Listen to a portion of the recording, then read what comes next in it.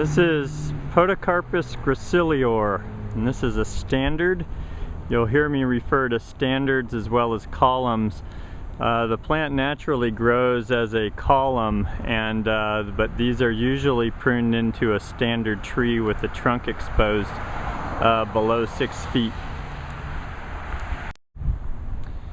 So this is a really nice evergreen tree. It's called Fern Pine, but it's not actually a pine, but it has small, almost needle-shaped leaflets that I guess somebody thought were needle-like, so they gave it that name. So here's what I like about this tree. It's a very clean tree, at least in Northern California where we are. Now I've seen these reach a much larger size in coastal Southern California, and you know, one of the things to always consider when you're thinking about where to use a plant is how is the weather in that situation likely to affect the plant. Because of our cold winters here, I've never seen trees of this type taller than 35 to 40 feet. Now they can get much larger in Southern California near the coast where it's mild and you don't have the temperature extremes that we get in this hot inland valley. We get down in the 20s during the winter and we get in the high 90s on a regular basis during the summer. So we can have a 30 to 40 degree temperature spread in any given day during the summer. Our night times are cool. And that has an effect on how this tree grows. So the nice thing about where we are is it does survive our winters, and yet it stunts the growth a little bit, and I think that's probably a good thing, because it's rare that you really need a plant or a tree that gets taller than 40 feet tall.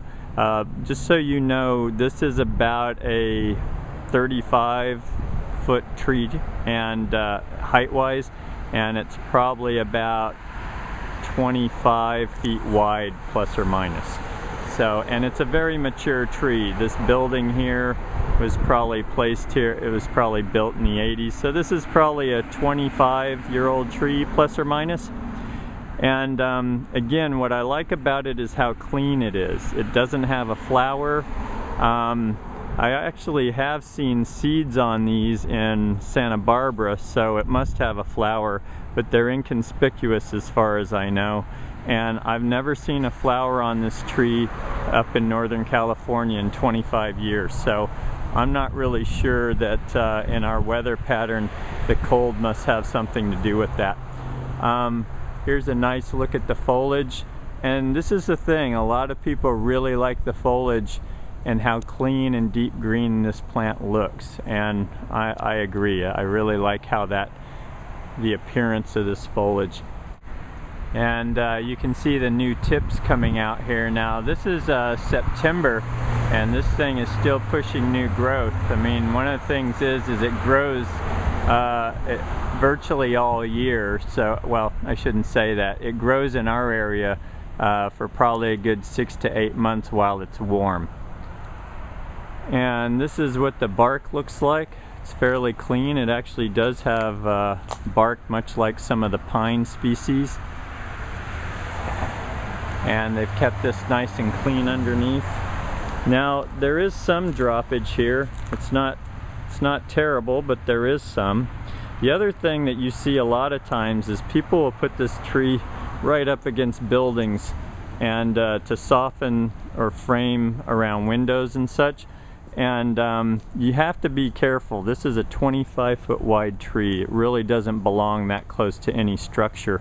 And so think about that when you're deciding where you're going to place it, because it does become a real tree. It can be maintained smaller, but you don't want to start off with the idea that you can count on the maintenance person to keep something as small as this should have been for where they placed it. The other thing is the root system on this isn't too bad. I've seen this next to a lot of homes, and I've seen it actually kept probably 6 to 7 feet tall by 3 or 4 feet wide in 20 years.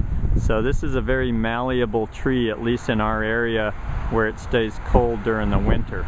So I don't recommend planting it that close to a structure, but my point is that it does seem to have a deeper root system that's not near the problem as some of the trees its size.